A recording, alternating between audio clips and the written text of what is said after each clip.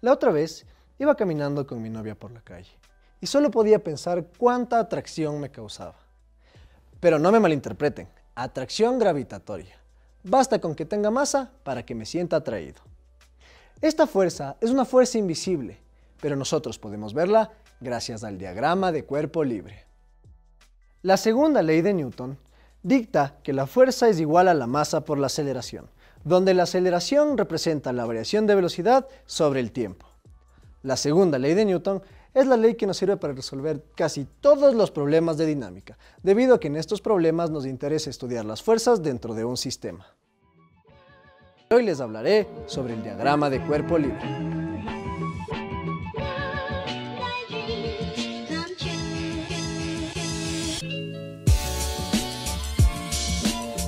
Para entender mejor la clase de hoy, tenemos que conocer un poco sobre leyes de Newton, descomposición de vectores, fuerza normal, fuerza de rozamiento, fuerzas activas y fuerzas resistivas. La fuerza es la responsable de que cualquier cuerpo cambie su estado de movimiento. Si un cuerpo es afectado por una fuerza neta, significa que no podrá permanecer en reposo o que su velocidad no es constante. Recuerda que sobre un cuerpo pueden actuar de manera simultánea varias fuerzas. Saber representar correctamente las fuerzas que actúan sobre un sistema es lo que llamamos diagrama de cuerpo libre, o DCL, y es el paso más importante para resolver ejercicios de física dinámica. Newton es el responsable de que nosotros sepamos cómo funciona la dinámica. Gracias a él sabemos que si existe una fuerza sobre un cuerpo, basta con sumar o restar las fuerzas que estén sobre un mismo eje para poder determinar la fuerza neta. Gracias a Newton, ahora comprendemos la importancia de las fuerzas para poder predecir el movimiento de un cuerpo. Dado que estamos analizando el movimiento de un cuerpo, debemos identificar todas las fuerzas que estén actuando sobre el mismo. Imaginémonos una caja de madera, que se mueve por la fuerza que ejerce una persona a través de una soga. Primero debemos definir la tensión como la magnitud de la fuerza ejercida por la cuerda, considerando que la cuerda tiene masa despreciable.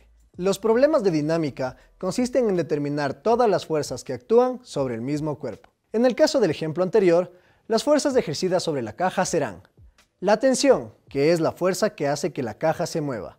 El peso, que apunta siempre verticalmente hacia abajo. La normal, que siempre apunta perpendicularmente a la superficie del movimiento. Debes de tener en cuenta que en los problemas de dinámica asumimos que los cuerpos se comportan como partículas. Por lo tanto, la caja estaría representada por el punto negro en el origen. Se lo llama diagrama de cuerpo libre porque todo el ambiente que lo rodea es reemplazado por una serie de fuerzas que actúan sobre un cuerpo aislado o libre. Se debe tomar en cuenta que en el diagrama de cuerpo libre solo se debe tomar las fuerzas que actúan directamente sobre el objeto de interés. Por ejemplo, la fuerza que ejerce la caja sobre el suelo no se toma en cuenta por ser una fuerza de reacción, pero sí tomamos en cuenta la normal, porque es una fuerza que el piso hace sobre la caja. Además, tomamos en cuenta el peso, que es una fuerza producida por el campo gravitatorio de la Tierra. Debemos tener mucho cuidado al realizar nuestro diagrama de cuerpo libre, ya que un mal diagrama son respuestas erróneas. Los diagramas de cuerpo libre nos sirven para identificar las fuerzas y separarlas en ejes coordenados. Por lo tanto, si tenemos una fuerza angular, tendremos que descomponerla en sus componentes rectangulares. Como vemos en la imagen de tensiones angulares, deberán descomponerse en su forma rectangular, X y Y, para poder trabajar matemáticamente en cada eje por separado. Ten en cuenta lo siguiente: en el caso de tener un objeto en reposo moviéndose sobre un plano inclinado, nos conviene cambiar nuestro eje de coordenadas. Ahora, el nuevo eje X es paralelo a la superficie del plano inclinado, y el nuevo eje Y es perpendicular a la superficie. Este cambio es conveniente ya que tenemos más fuerzas actuando en estos nuevos ejes que en los anteriores ejes horizontales y verticales. Ponemos la componente del peso en el nuevo eje X y Y, para de esta forma poder resolver los ejercicios. Manos a la obra.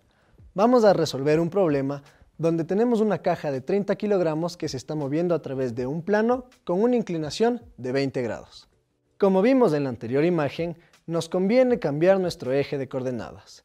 Por lo tanto, para el peso en el nuevo eje X usaremos del seno y para el eje Y usaremos del coseno.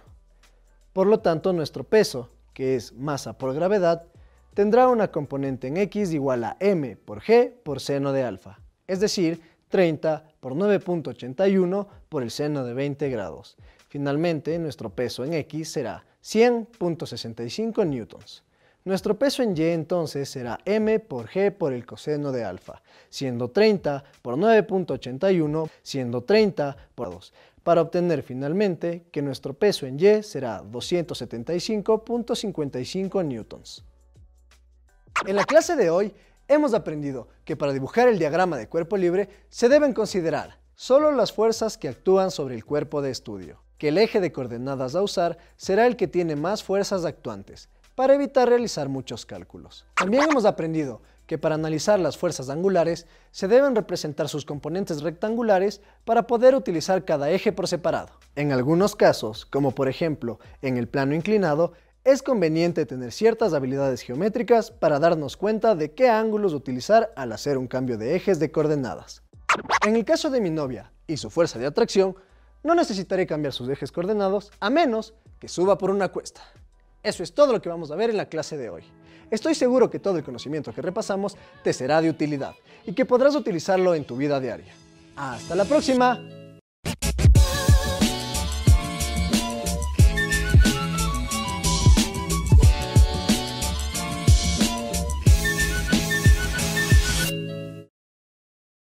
¡Qué asombrosos que son los arcoíris! Un hermoso fenómeno que nos permite ver el espectro de luz del sol gracias a la reflexión que sufre al atravesar las gotas de agua.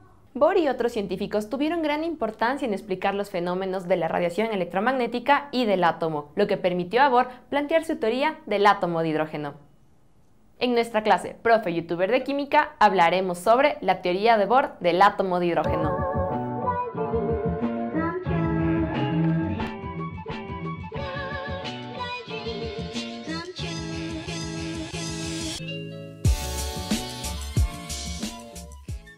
Para entender mejor la clase de hoy, debes conocer sobre los elementos.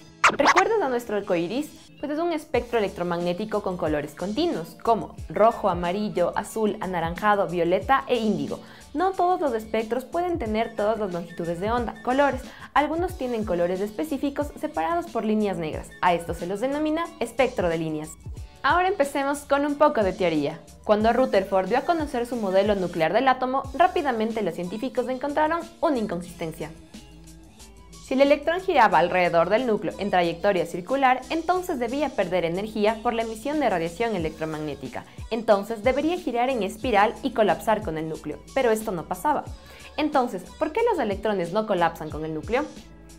Esta pregunta necesitó de la mecánica cuántica para saber lo que ocurre a nivel atómico. Así fue como Bohr tomó dos postulaciones importantes, el cuanto de Planck y el fotón de Einstein, para explicar el espectro de líneas y la teoría del átomo de hidrógeno. Ahora empecemos con el cuanto de Planck y el fotón de Einstein. En 1900, Planck propuso que la energía puede ser absorbida o emitida de los átomos solo en paquetes con un cierto tamaño, llamados cuanto, cantidad fija. En 1905, Einstein se basó en el trabajo de Planck y supuso que la energía era una corriente con pequeños paquetes de energía cuanto, a la que denominó fotón, con un comportamiento de pequeña partícula.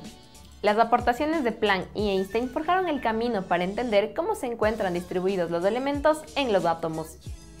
En 1913, Bohr dio una explicación sobre el espectro de líneas del átomo de hidrógeno, adoptando la teoría de Planck de que las energías permitidas estaban cuantizadas, lo que permitió explicar el comportamiento de los electrones. Así se explica que los electrones no colapsen en el núcleo, porque se encuentran en órbitas definidas y cuantizadas. Bohr desarrolló su teoría atómica en tres postulados. Primero, los electrones del átomo existen solo en órbitas permitidas con ciertos radios y ciertas energías definidas. Segundo, un electrón en una órbita permitida tiene una energía específica donde no irradia energía y por tanto no cae en espiral hacia el núcleo. Tercero, un electrón solo modifica su energía, emite o absorbe energía al cambiar de órbitas. Esta energía se emite o absorbe en forma de fotón. Las órbitas permitidas para los electrones están definidas por el momento angular del electrón. El momento angular es una cantidad vectorial que indica la rotación del electrón alrededor del núcleo.